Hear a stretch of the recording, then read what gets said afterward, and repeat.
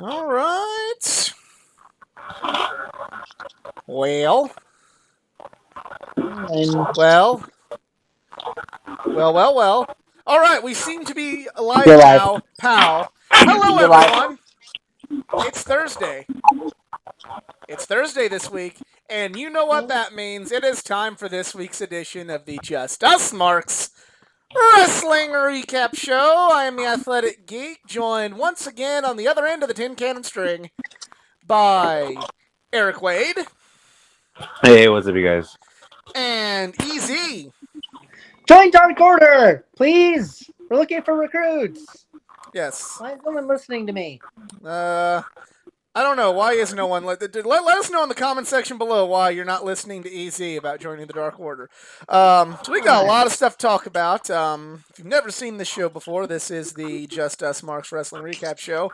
I met these fine gentlemen at All In and Starcast. We became friends because we love wrestling. We love sharing our love of pro wrestling with other passionate wrestling fans like each and every one of you out there. However, just like each and every one of you out there, we are just wrestling fans. We avoid insider terms because at the end of the day, we're not insiders. We're not pro wrestlers.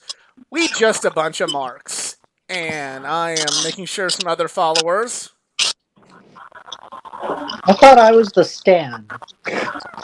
Stan. Yes, Slim, I wrote you, but you still ain't calling. Now, see, I was thinking more like Stan Marsh. But any hoozles. Never mind. All right, we got a heck of a chat going. We That's got line not like, oh boy. Miss A's got Obi the Kid in here, so yeah, let's We got Ray SCU. Ray, see you. I see you. Get this party All right, let's started. get with the boring part over with. Okay. SmackDown. We watched SmackDown. We talked Because- SmackDown last week, because so we're of- good. Because of our technical difficulties last week, we couldn't talk about last week's SmackDown. So we had to talk about the week of the last week's. No, 2 weeks ago, we had to talk about SmackDown. Well, we ended up talking From about it Hoops. because they end up putting Kevin Owens in the main event, and there's really not much else to talk about other than that. So I was just gonna say that. I think someone in the chat, right? Someone in the chat said Kevin Owens just got the spot. Yep. And we're like, oh, breaking news, and that was pretty much the biggest highlight. And there's go. Oh yeah, finally, Adam Pierce. Finally, we have an actual good match between Kevin Owens. Okay, I want to Roman point Reigns. this out. Again, you've never seen Adam Pierce wrestle, so you do not know what Adam Pierce would be capable of against Roman Reigns. There's no way in hell Kevin Owens is gonna win this match. If Adam Pierce went on NXT, maybe I'd be more impressed. But it's like just I could not understand it. Oh, yeah, Miss A said it was me who said it. It was me all along, geek. It was me. It was me, geek. I'm Yeah. confused. Was that the best or the worst reveal of all time? Because I didn't grow up with the Attitude Era. It was. Wow, we're going off on tangents already. It only took us how long? Not even 5 minutes on our first tangent. Speaking from experience, it was a bad reveal because it was kind of the first time. I wasn't even a smart fan at the time. I was 9. But, like, we all had our theories as to who it was because the week before, the Greater Power came out, showed his face to Austin, then Austin, like, started fiending. Like, he was all like, you know, the call from JR was Austin looks like he'd just seen a ghost. So there were all of us speculating, like, oh, who's it going to be? Is it going to be, we thought, Jake the Snake, because beating Jake the Snake at King of the Ring was kind of the beginning of the end for Jake and the beginning of the rise of Austin. We had people thinking maybe it was Ted DiBiase because it was Ted DiBiase was his first manager, so and brought the Undertaker into the WWF at the time, so people were thinking it'd be Ted DiBiase. I thought it was gonna be Gangrel or something like that because I was like, who are the Gothic characters they're gonna use? Actually could have been awesome. That would have been a disappointment. That would have been a high disappointment. That would have been garbage. Well, because he was like an older, he would have just been like a manager. I don't know. Whatever, Gangrel would have been on board with like Vince McMahon of really? We were expecting Jake Roberts and we got this. So like there's all these like big high hopes. people thought it was going to be Shawn Michaels because Shawn Michaels was like the commissioner who thought like always was.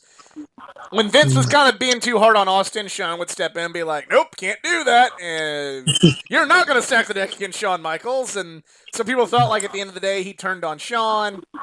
So all these things going to happen, then that being Vince, and like again, I was 9 and not a smart fan going. Oh, good. What? So let's get back on. Let's get back on. Yeah. Imagine if it was Bret Hart. Bailey has her own show now, which totally I'm just saying off the top of my head, totally does not look like a ripoff considering another sort of segment on the other show. The other role model you're talking about? It totally doesn't look like a ripoff, okay? I'm not pointing fingers at anybody. I'm just saying it totally doesn't look like a ripoff. Yeah. Coke and Pepsi, but one's going to always be better than the other. Sarcasm. Right. Ding Dong Hello is a total ripoff. Like, really, guys? Come on. Yeah, it is, but whatever, yo. The door is a dead giveaway. If it wasn't for the door, okay, it would have been just like any other segment, like highlight reel, the cutting edge, Alexa's playground. Still just like, okay then. So on Raw, a Miz TV with the New Day degenerates into a very, very okay tag match. If anybody want to add anything about that? I like the dirt sheet is back. And I will admit, like, come on, the whole thing with Gilbert and their version of Drew McIntyre, I actually thought that was funny. Like, you can't go wrong with a little Gilbert. That was I don't know. That was a surprise. It was cool, I guess, for a minute, but there was a lot of talk show segments on Raw, a lot of talk show segments on AEW too. But it's like, okay, as I pointed out before, like, talk shows are fine, like, but nobody can top Piper's Pit. But it's like every single superstar wants their own reality show now. Right. But that's the biggest out of all that bullshit that we had to go through with the Miz's skit with the Goldberg and everything. The big takeaway was at the end, he said he was going to cash in his belt or cash in his money in the. Thank you for ruining the surprise. Well, what do you mean? That's what we're here for. But who's to say he doesn't want in on Kevin Owens and Roman Reigns? Well, I don't know, but because he dragged a fake Drew McIntyre and a fake Goldberg outfit. Yeah. Hopefully it'll be a 3-way match, but if it becomes a triple threat match, like because if he announced he was going to cash it in, maybe he'll just do it right at the beginning. But that means Miz is definitely going to take the pin, and he's going to take it from Goldberg. Probably. Again, he could just be like Brock Lesnar. He just stands on the side until both men are down. And be like, okay, when am I going to cash in yet? Oh no, he'll take the pin, so Goldberg still looks strong. McIntyre will pin him. Gotta look real strong, baby. Let's see. So another thing, there's that, but apparently AJ Styles wrestled Elias, and AJ's the good guy now. What? Yeah, the way it Styles seems. Clash. He got to do a Styles Clash. Yeah, I mean it was an okay match, but it's just kind of, it's just whatever. Ricochet should have joined Retribution. He's just losing. Nobody should join Retribution. No. He's right now. He's the Brandon Cutler of WWE. No. But actually, speaking of Retribution, it appears Randy Orton looked like he wanted to audition for the group. Oh wait, no, he was just talking about the Fiend and his face was burnt. Never mind. They can turn it around so easy.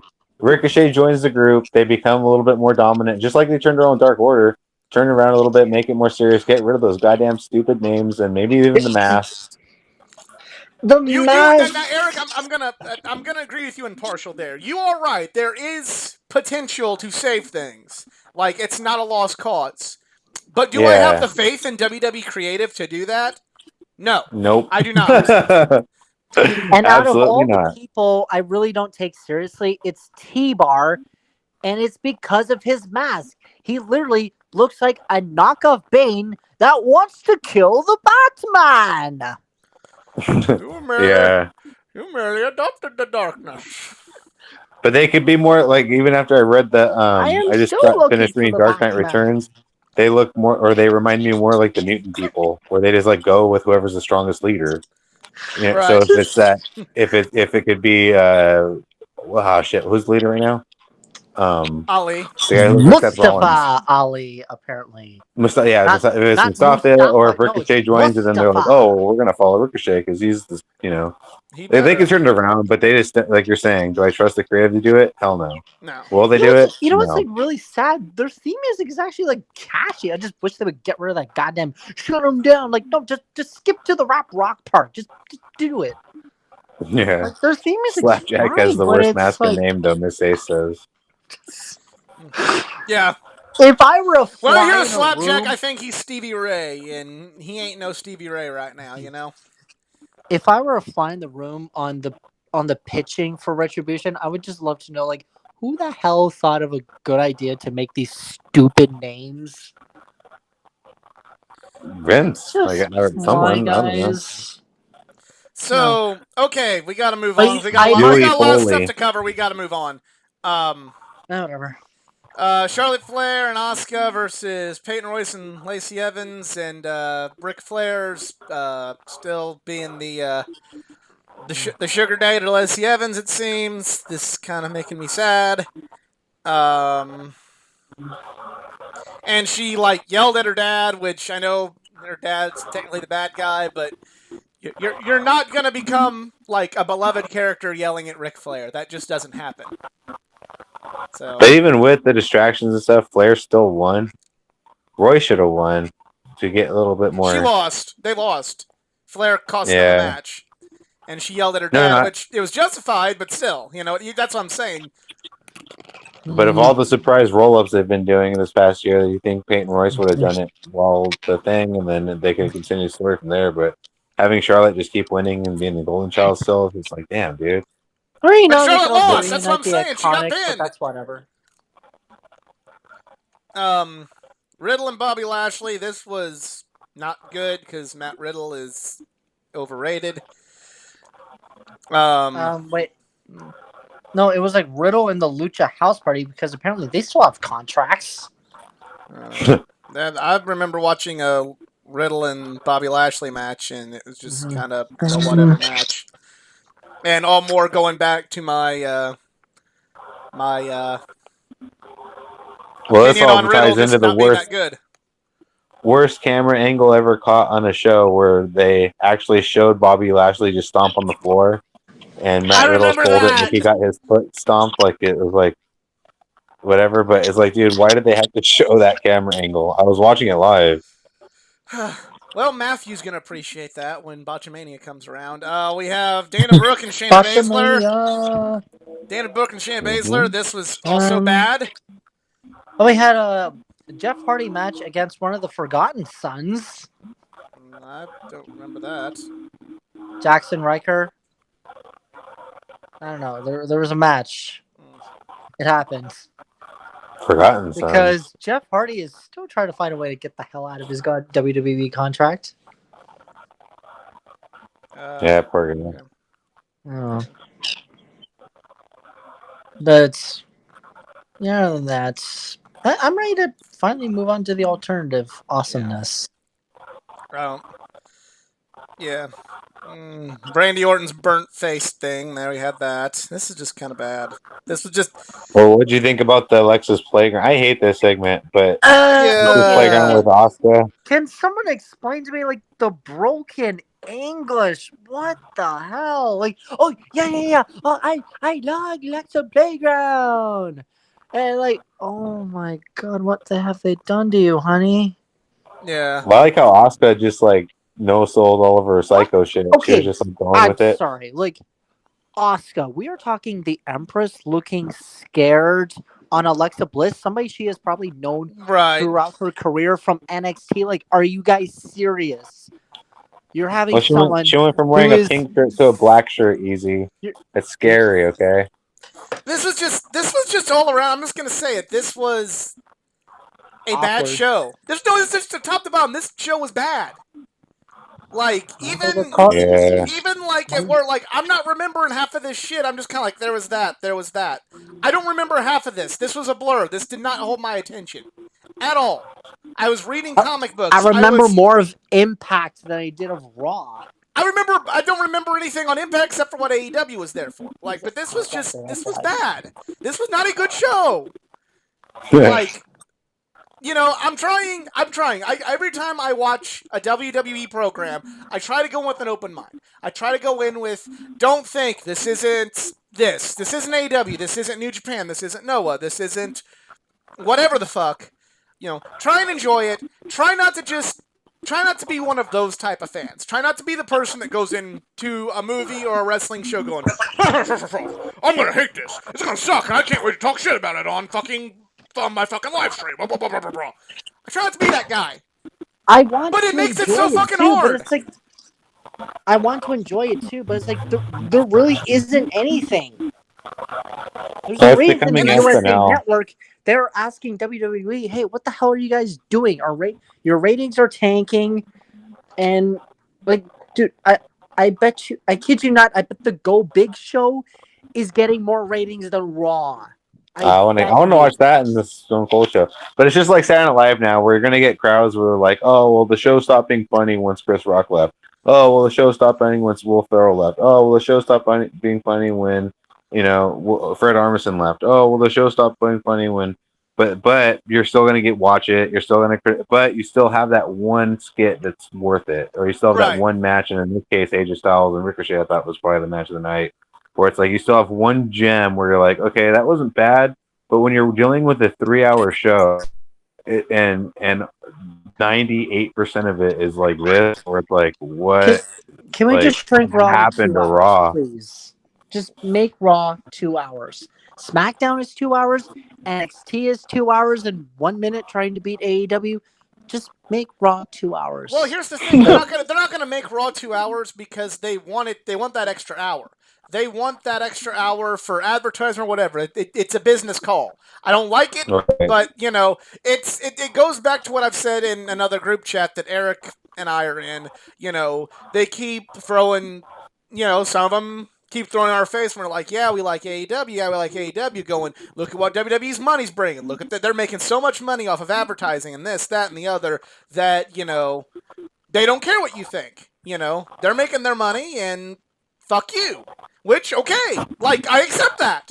They're making their money and fuck me.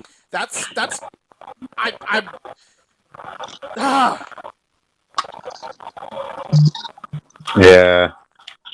I mean, you're right. It is all a matter of business or whatever, but at this point, when it's painful to watch and you'd rather just watch literally the paint dry on your wall instead of Raw, it's bad business. They gotta change that. But it's too many. It's a publicly owned. There's too many. Exactly, and this to be true. We just said this.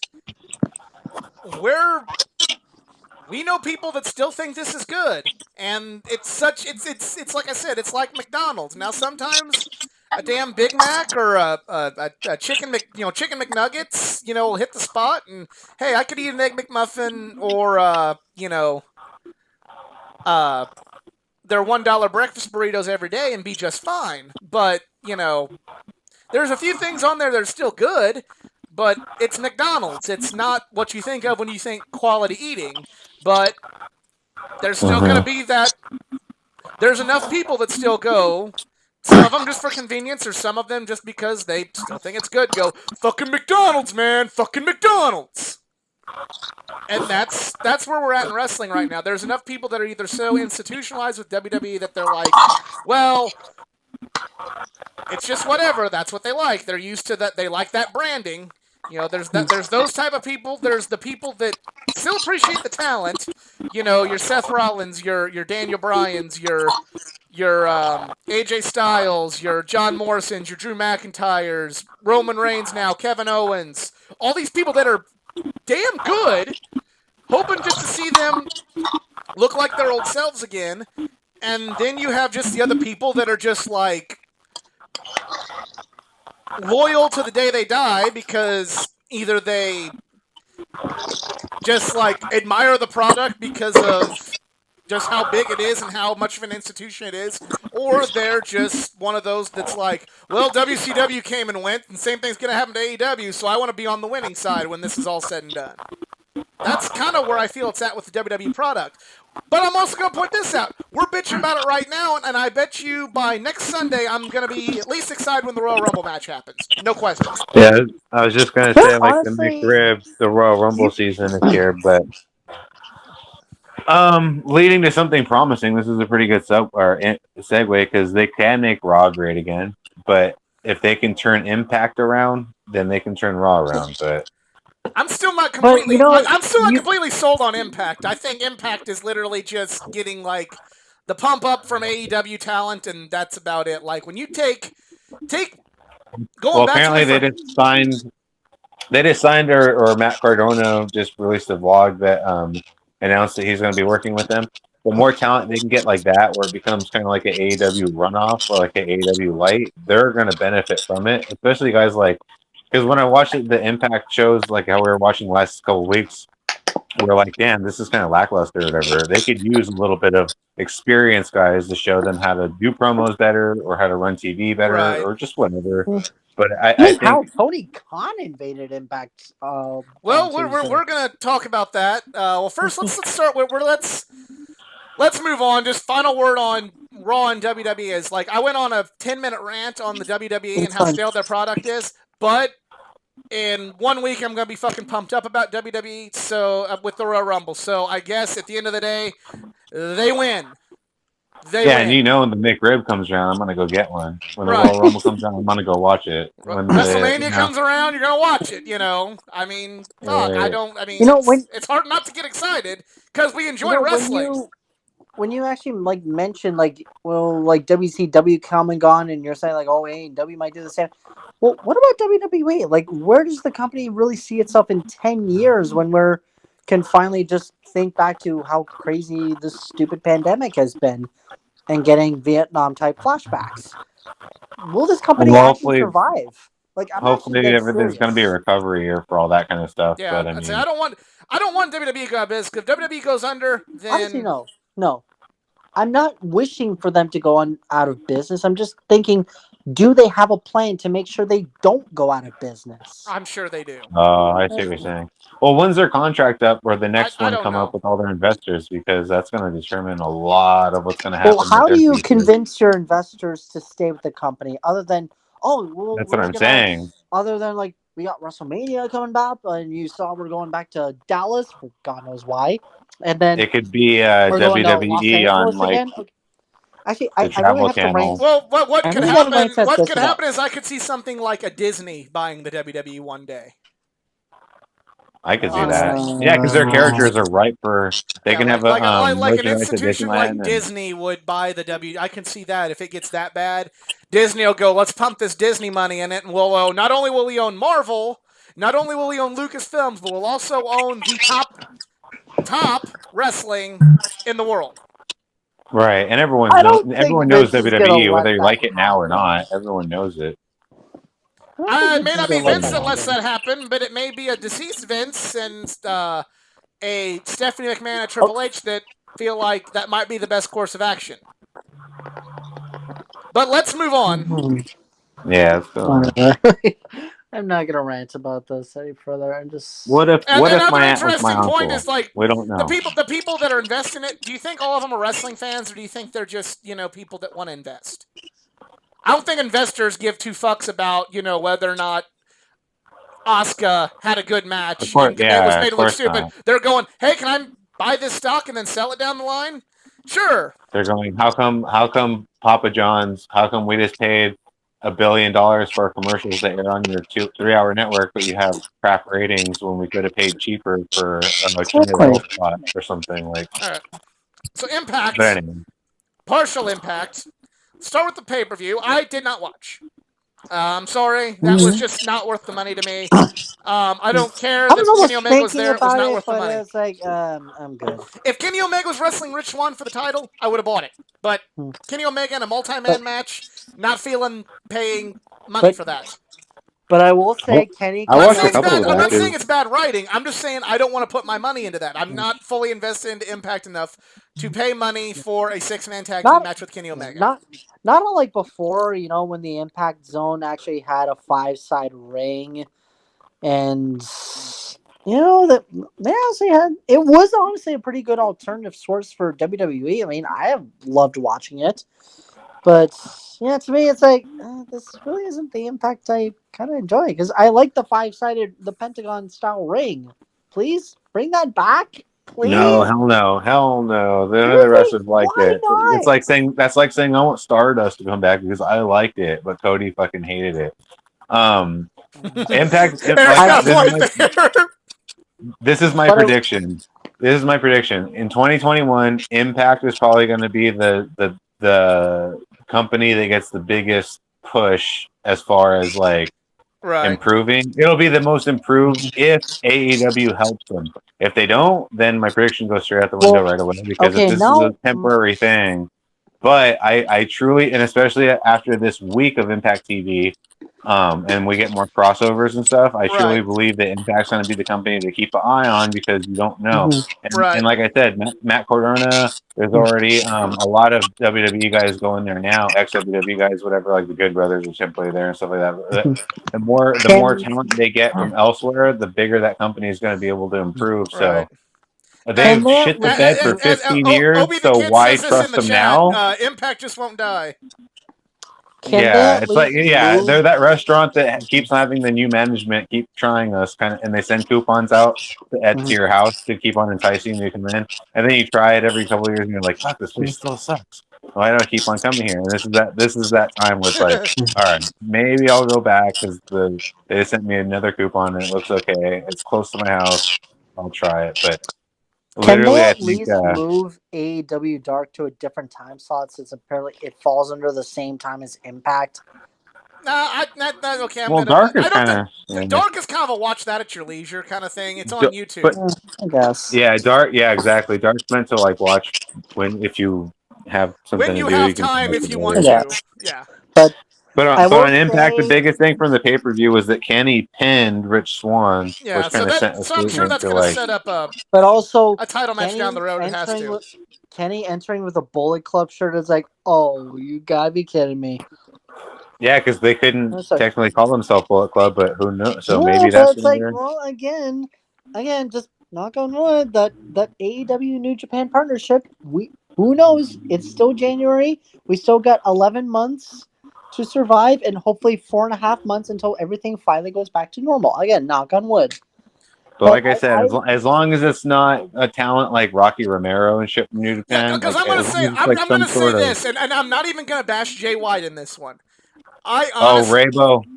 I honestly, you want to mention Bullet Club from New Japan going to AEW? I'm just going to flat out say this: the members of Bullet Club now, I have no desire to see them in AEW. I do not care about the Guerrillas of Destiny that much to see them in AEW. I do not care about Bad Luck Fale that much to see him in AEW. I don't care about any of the Chase Owens. He can Me Too his ass on out. I don't care.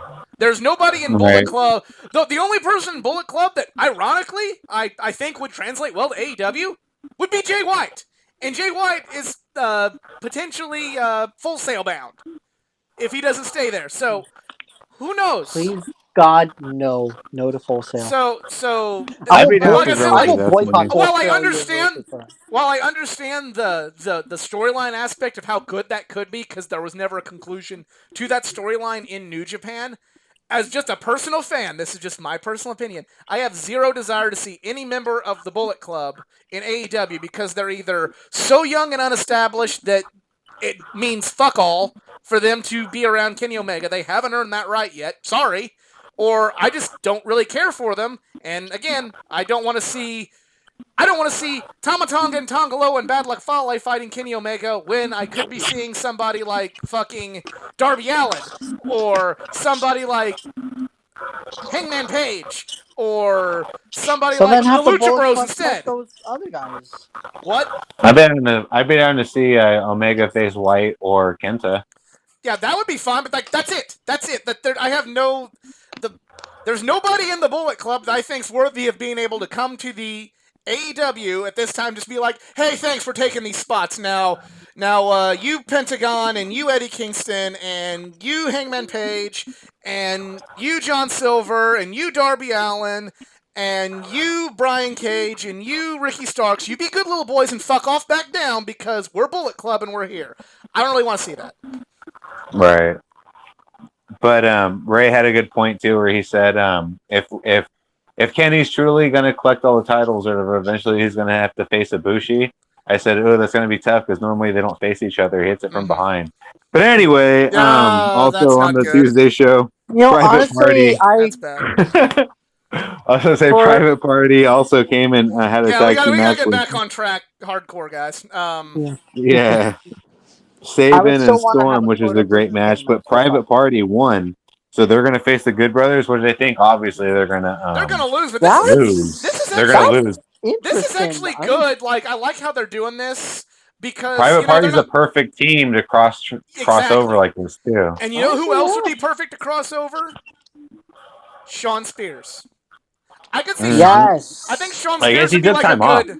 He would be like a good mole. Like, he could be like some... I'm not saying put him with Kenny and Callis and all of them, but he'd be like kind of a good person, kind of like, I'm going to help some of the Impact guys fuck up this show because what the fuck's AEW done for me? You know what I mean? Right. But it's also funny, you mentioned just my last thought on that whole rant I went on. Kenny versus Ibushi in AEW, I'd like to see it, but like I don't want that to happen right away. I feel like that's something that needs to be saved.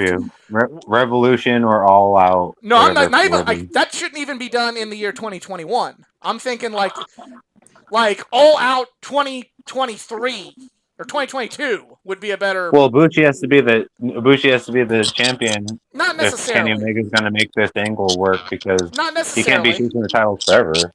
No, but I'm thinking like just with the story behind Kenny and Ibushi, you could just have like, well, I'll elaborate further on this when we get to the to Dynamite because after some stuff that happened on Dynamite, it would make sense with where I'm going with this. But love Private Party and the Good Brothers. I don't think that Private Party's going to win, but this is a great thing for Private Party. They're the perfect kind of people to use in this sort of cross promotion, if you will.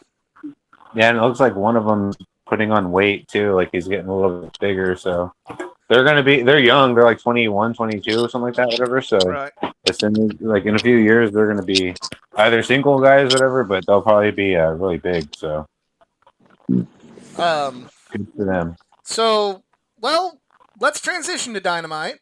Let's talk about that. I thought this was kind of a kind of episode, but it was like wasn't bad, just kind of was it's just kind of there. Not every time you go to bat, it's going to be a home run. Like I said with Raw, there was a lot of backstage segments, but it's easy right there because they opened up with his segment, the -1. This was awesome. I loved this. This was just a beautiful thing to do, and it was funny, and it was fun, and I liked it. And Easy, where you at? This is your time. I don't know. I'm here. I'm just listening, but no, I thought the show was okay. Like I did see just some of the highlights because again I got home late from work, but I found it funny where it's like Hangman, it's like no, I'm not joining Dark Order, and then they have their moments like he said yes. I love that. That was great. It's like I thought he was gonna say yes. He's like, oh no. I thought he was down. I just thought of it. John Silver should have been raging like crazy and just started smacking everybody with the papers. This is probably the best I've seen Luther. He seemed like a birthday clown. This seems like the most hey, rent the wrestler to come to your party kind of a thing where like they would run the angle like Luther. this. I gotta bash AEW on this, which I very rare. I gotta bash AEW about this. They didn't upload the entire segment of Brody Lee Jr. Okay, I'm gonna call him -1. They didn't upload the entire segment of -1 because there was a moment where he literally smacked Luther he smacked who was the other guy that was there? Serpentico? Serpentico, that's what I was thinking of. Sorry. He like smacked Pentagon with a candlestick, and it was like, "My birthday was 3 days ago, you idiots!" Yeah, you can't ruin my birthday. It was 3 days ago. I know. Now, that was pretty good. Now that here's was good. the thing, and when I saw his brother crying, though, I was just like, "Oh." No. Now this came in my head a bit when I was watching the highlights. Like, okay, notice the difference between two brands that take a person's death not in a storyline fashion. Now, in this case for AEW, they are acknowledging that, like, yes, we lost Brody Lee, which is tragic, but we got Brody Lee Jr. He's out here just having fun and as a bit of a distraction of everything that's been going on. And not pushing him into like a storyline match. Be like, okay, I want to fight Marco Stunt because he's the only guy my size, and, and I'm gonna chase myself for a TNT Championship. Like, no, AEW's not doing that. They're just doing these segments because this kid just lost his dad, like someone you look up to. Yeah, now, in my opinion too, it's like let's try to move on from like if they're gonna cater to the kid this long and stuff, now it's kind of becoming patronizing where it's like, let's try to relegate this more to BTE. Yeah. If you're going to do it on Dark, that's fine too, but like now at this point, this was sweet because it was his birthday. Obviously, because of his birthday and stuff, it was a great, and like I said, this is the best I've seen Luther. He played a perfect role where he's like, I'm going to ruin your birthday. Like, great. But like now it's like, all right, let's try to let's try to keep it back on track now. Like, come on. Now, compared to another company that has used a person's death as storyline in the wrong way. Now, I don't get me wrong though. Like Rey Mysterio winning the World Heavyweight Championship at Mania 22, I thought that was amazing. Could have been better without the Eddie storyline, probably. And actually, yes, because you don't have lines saying Eddie's not up there, Eddie's down there in hell. If someone were to do that on AEW, be like, okay, guys, you just lost entire credibility just from one sentence alone. Right. Like that. I don't know, man. Difference. I think AEW. I mean, I think they handled this very classy, and I don't mind -1 being around, especially at this time. He needs something. He needs that family needs something, but I do kind of agree that there's gonna come a point where, yes, they do need it. But there might come a time where this becomes a little less on the touching side and a little more on the. Yeah, okay, guys, let's scale it back. If they want to have -1 be on BTE with the Dark Order every week, that's great. Say, this would be a BTE. Yes, no doubt. That I would love. But it's been like 3 weeks, 4 weeks, 5 weeks. After a while, it's like, all right, let's try to, we get it. We're all sad, but life is on. Yeah. Right. Well, again, this was their way of just keeping the spirit alive, and especially on his birthday, one being in Brody's jacket, that was awesome. Yeah. And especially 10 carrying him out, that's awesome. And I also just noticed, did you see that Dark Order? They're coming out from the good guy side of the stage. Oh, did they? Did they? I didn't notice that. Yeah, they did. When they first came out, those tunnels always confuse me. They came out from the good side of the stage. Yeah, sometimes I'll watch streams. Don't tell Eli, but they're illegal, and they mirror it. So I'll think like, oh, they came out of one tunnel, and it's just. I just want you to pay for the pay-per-view. That's how AEW grows. Is with us paying money for it. That's how they stay in business. I spend so much money on me. Cody owes me money at this point. I write AEW on my taxes now because I spend money so much on them. Like a mutual friend of ours complaining about how much WWE makes than AEW, and that's why he doesn't like AEW because they don't make enough money, and he's pirating a stream. It's like, well, fuck you, dude. What the fuck? I give WWE my $10 a month, and I give AEW hundreds of dollars a month, so they can afford to give me a pay-per-view here. All right, so we gotta move on. We have another segment we gotta move on to. So we have Cody versus Peter Avalon. This was a good match, and I'm not really digging. I'm not into Jade. I don't get who she is and why she's there and why she's in such a role. I don't have a problem with her, wrestling. I just don't have a problem. Why is she, in such a featured storyline above every other woman on the roster? Well, by now she should have had a match to show us exactly what she. Even if it was a squash match, she should have had something to show us, like, oh shit, she's tough or whatever. Exactly. Yeah, but like, where are they going with this? Are they hoping to have a Chris Jericho China type of storyline? Because no. Yeah, I'm all for she should link up with Peter Avalon then, because she'd be perfect with that kind of a regard. I'm all for intergender matches. I really hope AEW does one day, but Jade, I would. But the reason why I didn't like this match, and the same reason why I didn't like the Charlotte match earlier. If you're gonna do distractions and stuff, make the guy lose. That way, it brings more heat, and then it gives the person, their opponent, a little bit more rub. But like Peter Avalon could have used the win. Cody didn't need this at all. But the fact that he gets distracted, the fact that they have to and they don't, like I said, the distractions aren't as clean as I think they're thinking they are. So it's like when you watch it and it's just like, oh man, this is kind of botch-worthy, whatever. And then all of a sudden, Cody still wins. It's like, dude. Because Peter adamantly didn't want to get slapped in the face. I was like, okay. His song is growing on me though. Now that's not live. The first time when it was live, it was rough. But now that it's it's pre-recorded, it sounds a little better. Sometimes you don't. Sometimes you just don't mess with classics, and his other theme's a classic. Oh, his original was there. I don't know why. But why would you remix Kingdom? Come on, it's a great song. I listen to that like just regularly on my playlist. Now, okay, gotta move up. We kind of said there, but I'm just kind of not. I'm not feeling Jade. I mean, I'm not saying she's a bad wrestler. She shouldn't be signed. I'm not trying to be that guy. But I'm saying she's kind of on the mic. She's not good on the mic. You can see in every segment she's in with Cody. You can see Cody trying to help her. Like, I'm sorry, if you cannot do the segment, you shouldn't be in on that. If you can't hit a 70-mile-per-hour fastball over the plate, then you shouldn't be batting in the major leagues. We're gonna be throwing 100-mile-per-hour curveballs. Right. Sorry, I'm sorry. Yeah. You can obviously tell that this is like the Vince McMahon syndrome. It was probably Cody. He probably saw her at the gym and was like, "Oh fuck! Like this bitch needs to be on TV right now." But she's not good, like you're saying, and they're throwing her 100 mile a pitch ball with no glove, and so she's just like, "What the hell?" But she looks awesome. She sucks on the mic, so she has to have a match or some sort of Miss Ace just brought up a good point in the chat. He's kind of brought up that maybe it's Shaq. I think it still had something to do with Shaq and a crossover with Shaq, and that's why she's still doing segments with Cody. So maybe this is why? Is she Shaq's daughter or Shaq? Maybe this is a network call or something. I don't know.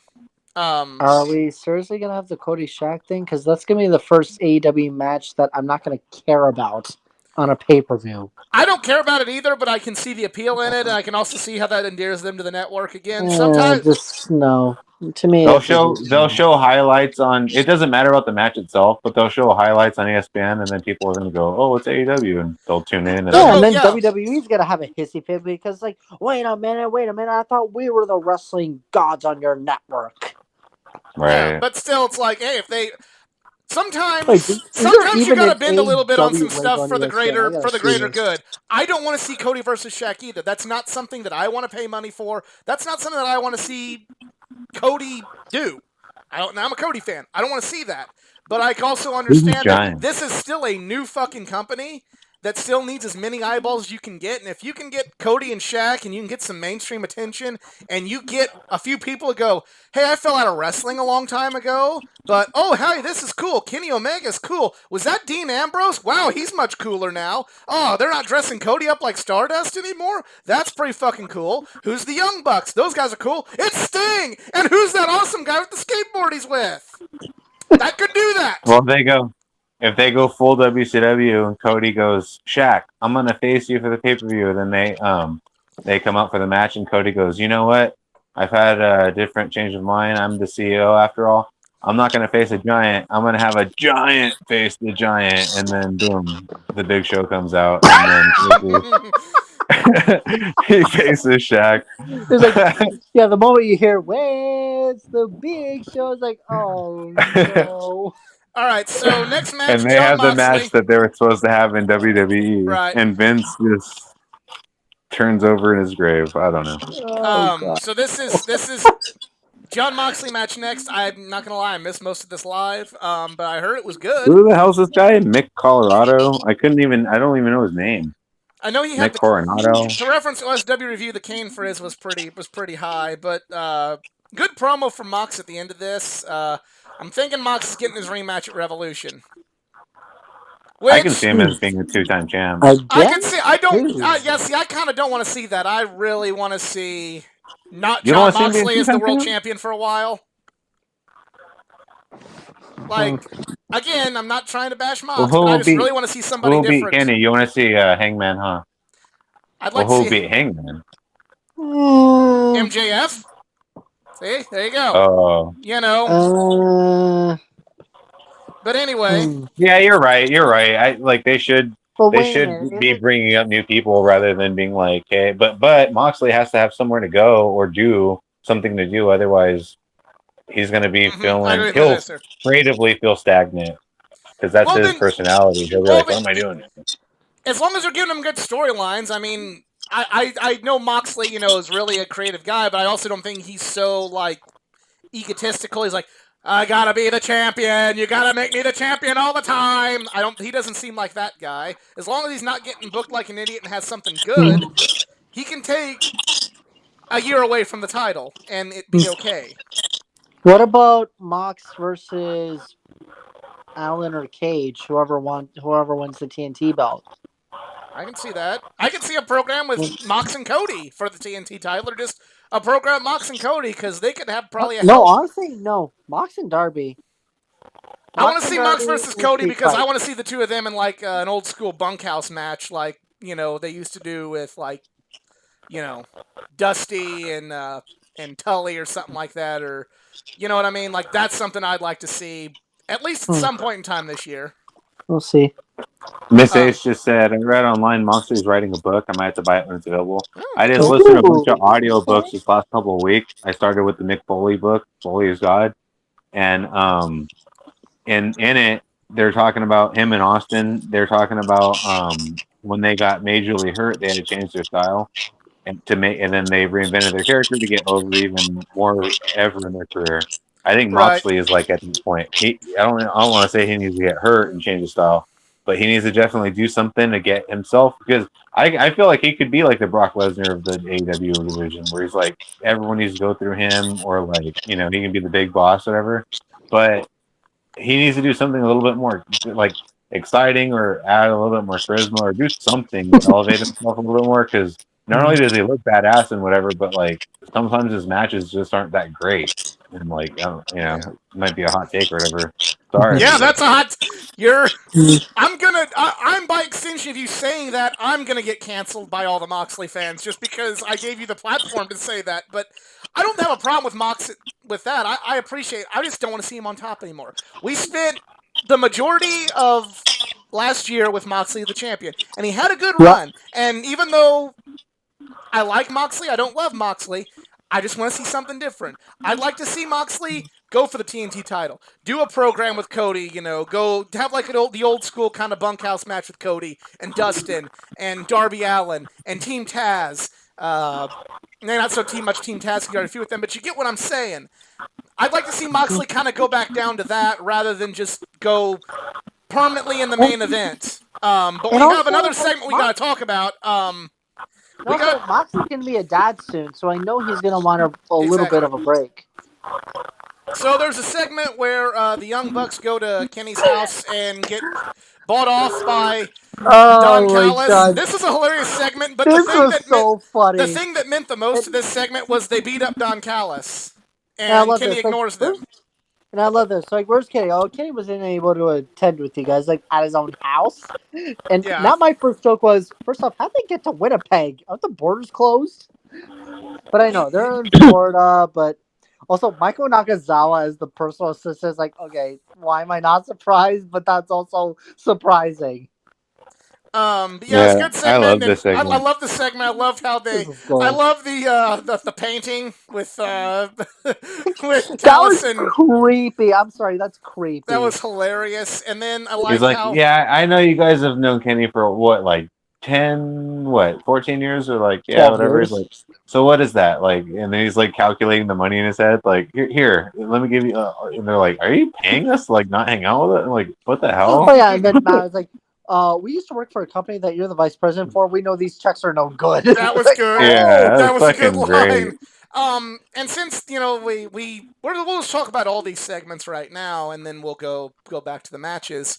So that leads to Kenny looking like a complete tool in his new wardrobe, essentially doing the abused spouse thing. Like, did they hit you?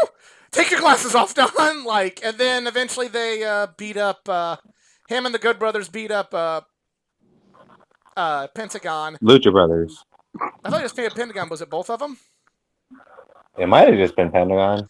But yeah, I really like what Don brings to the table, because Don makes Kenny so unlikable, and I'm the person that probably I own more Kenny Omega merchandise than I do probably merchandise from like Undertaker, Shawn Michaels, and The Rock. I know I got a Kenny shirt. And those are my top 3 favorites right there. And I own more Kenny stuff than I do stuff for them. But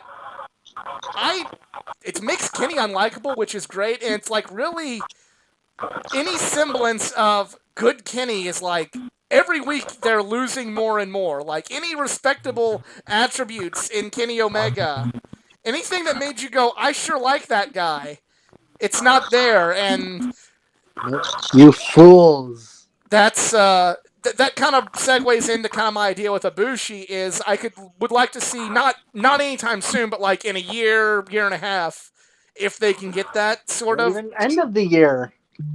Year and a half minimum. At least when they bring him to AEW. Now, if he goes to Japan for it, that's on their terms. But to bring him into AEW, I'd like to see like the Bucks sort of bring him into AEW, bring Ibushi in like when he really loses himself, and like he's got to help us get Kenny back. Kind of one of those kind of deals with Ibushi. But yeah, I definitely this needs some build up. This needs some time. This needs to simmer. You don't bring Thanos in the first Avengers movie, and that's what this is. But yeah, so that's you just tease him in Age of Ultron. So I think that's my following up what we were talking about earlier with Ibushi. Then we have Private Party and Matt Hardy versus Top Flight and Matt Sydal. This was a match. I mean, I saw some stuff. Party. Yeah, I saw some stuff I liked from Private Party, but well, Private Party turned heel. Pretty cool. Yeah, pretty much. Still not feeling Matt Sydal at all. I mean, I used to love Matt Sydal. Really, and I'm still not kind of into Top Flight. I feel like I said, I still feel like they got potential, but they're still a little green around the gills. I think they're definitely they have more upside to them. I'm seeing more upside from Top Flight than I do Jade. Right as of now.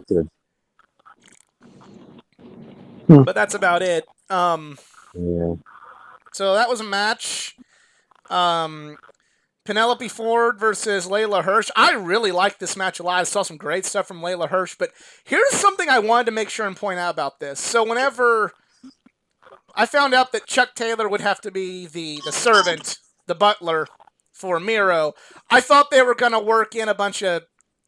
I thought they were going to go like the Bella Twins with it and work in like stupid segments where, you have Chuck Taylor getting like food poured on him and having to wear embarrassing costumes and this, that, and the other. But like they're really AEW being as smart as they are at their writing, like they're turning it into something serious where it's like he misses his friends and he's being abused and he's being brainwashed and he's being forced to say he's not friends with Chuck or with Trent and Orange anymore. And I'm like, wow, this is like...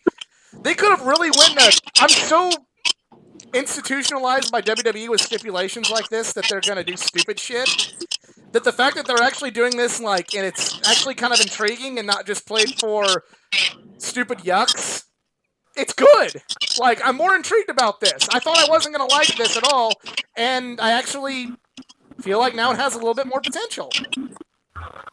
It's Charles Did Excalibur Taylor seriously say the words, imagine Miro's wife using Chuck Taylor as a footstool? Like, what? I'm just reading the YouTube comments, and it's like, yeah, like Orange Cassidy just really not liking what he's seeing. It's like, yeah, actually, Orange Cassidy actually looking a little sad is what did it for me. It's like, wow, this is good. But yeah, really like this match. Like Layla Hirsch, she's especially like the German suplexes she was busting out. I dug those, and hopefully Layla Hirsch continues to improve because she's got some potential. And I liked it. Then we have the main event, which is who is going to be the official tag team of the Inner Circle, Proud and Powerful, my new favorite tag team, Sammy Hagar, with an introduction and a shout out from Sammy Hagar. And so now you like it. Last week when I was praising it, you guys were like, "This is dumb." Okay, I'll admit I came around. I'm coming around. The Sammy Hagar thing is what did it for me. Yeah, it was great. And then MJF and the tag team slut himself. I was rooting for them too hard because I was like, Sammy's the underdog, and he's like the Daniel Bryan, where you're like, damn, I want to see this guy win. Like, I actually couldn't care who was going to win. I really thought this 6-man tag was. I thought this was amazing. Like, I'm with you too because I was like, it can go either way, and I'd be happy either way. I think really at the end of this, the biggest thing to take away is I really think Sammy. We kept mentioning, hey, where's the title gonna go? MJF's destined to be the world champion. Hangman seems destined for that title. Darby Allin seems destined for that title, and I think Sammy, when all is said and done, is destined for that title as well. Yeah. MJ Erico. They got to come up with a fun tag team name. The Tag Team Sluts. Yep. That's what I say. They're I think they're definitely going to win it, and then I could definitely see these two beating the Bucks down the road. Absolutely. I could see that actually. Yeah. I can definitely. It was a good match. Everyone was saying that Jericho botched the hell out of his lion salt, but it wasn't that bad. Jericho. Yeah, I know I'm going to say this about that. Like, it wasn't perfect, and it was a botch, and Jericho has been doing that a lot more lately. But I think we all know that Jericho has a lot more miles in the rearview mirror than he does in the windshield. Yeah. But he didn't fall on his head or anything. He just kind of it looked like he did it step by step, where it's like, okay, first I'm gonna land on my arms, and then I'm gonna roll myself over like a yoga pose kind of thing. Or it was like, dude, you used to just do this in a fluid motion, but like, it wasn't a botch where it was like, oh fuck, Jericho hurt himself, or oh fuck, he fucking, I don't know. I was like, it wasn't that bad. It was fine, but I think people are looking for any excuse to be like, see, fucking AEW just see. Yeah, I know what you're saying, but I can kind of see their point on that one. But it's also maybe Jericho shouldn't be doing the lion salt all the time anymore. I mean, I'm okay with conceding that point. Like, maybe save that for bigger matches. Nothing against this match, but it's not that big of a match. He could still use the code breaker. Yeah. Yeah. And we did have we almost forgot about this. We talked about Darby Allin. We had a segment with Sting and Darby Allin. And Team Taz says they're going to take the fight to the streets. And it has officially been confirmed there is going to be at Revolution a street fight with Sting and Darby Allin versus Brian Cage and Ricky Starks. I think it'll be cinematic. I think it'll have to be. The one thing I've talked about this with some folks. I think one thing that would be kind of cool if they did this would be like if you do the bulk of it cinematically, but then like do the finish in the ring. So the crowd can get that look at Sting and they get that moment of Sting, but then do the bulk of it where it can be kind of like cleaned up and where Sting doesn't have to, put as much pressure on his body, but then let him do a few moves in the ring so the live crowd can appreciate Sting. And that's how you can get some longevity out of Sting right there. Yeah, I agree. They could do something like that, or they could just, because it's going to be kind of like the street parking lot match with the best friends and Proud and Powerful. Yeah. But it's going to be something like that where it's like film backstage or film elsewhere, so they could play around with it if they want, and especially with Sting, don't have him take big bumps on the concrete like fucking Matt Hardy, or a damn buckle bomb. Yeah, a running power bomb to a turnbuckle. Maybe we avoid that with a man over 60. Just saying. Just saying. But I can see it being a good match. I mean, I'm just going to be watching it. Imagine my seat going, don't fuck this up. Don't fuck this up. Don't fuck this up. So, yeah, that's pretty much all there is to talk about this week. That was a lot. That's still a big, full card. And on the New Japan front, we got Ibushi getting ready to face Sonata with the title on the line. So that'll be good as well. Good rematch from the G1 finals. And Shingo Takagi defending the never open weight title against Hiroshi Tanahashi. And so New Japan, I believe, has turned a corner. They kind of had it down. The G1 to Wrestle Kingdom wasn't very good, but right now I feel like with Ibushi leading the charge, it might be a good thing. So, that is pretty much it for us this week. I want to thank everybody. This chat was kind of popping for a minute. Appreciate everybody coming in, checking us out. If you enjoyed, please give it a like, share, subscribe for more content. Not just from the world of pro wrestling, from the world of gaming, anime, comic books, and all things geek culture. Follow me on my social media pages, facebook.com/athleticgeek89, Twitter, athletic_geek89, Instagram, athleticgeek89, and if you'd like to help improve this channel, hit me up on Patreon. It's patreon.com/athleticgeek89. And we got a big episode next week, because not only we got our Royal Rumble predictions, but also be sure to check out the podcast that drops Wednesday. That's another, keeping with the Royal Rumble theme, a very special project that we were working on, and definitely check that out. So, Easy, anything you'd like to plug? Yeah, guys. All right. So I recently rebranded the Elite Era Network, but it doesn't mean I don't like wrestling anymore. Otherwise, I would not be on this show. But I have several supporting mental health motivational channels, because especially with everything we're going through, we need a little love and motivation in ourselves. So follow me on the following social media sites, and you can decipher pretty quick on which one it is. There is Speakeasy Insta, Speakeasy Snap, Speakeasy TikTok, and Speakeasy Tweets. Again, you can decipher which social media accounts there are. But until then, guys, just be safe. And if you ever need anything, just message us. We'll always be there to help out, because we are a community. Absolutely. And Eric, you got anything for sale on Macari? No. No. I actually took down a bunch of listings because I've been trying to sell comics for a long time. Some of them have been listed there forever or whatever. And so I ended up just taking a short box to a comic store local that buys them. And the guy actually gave me a pretty good deal for the shit I was selling. So nice. I ended up taking down a grip of listings. So I'm going to restructure it, relist a bunch of stuff, whatever. So stay posted. But yeah, just right now, it's kind of up in the air. All right, well, that's all of us. Once again, thanks for hanging out with us tonight. For Easy and Eric Wade, I am the Athletic Geek.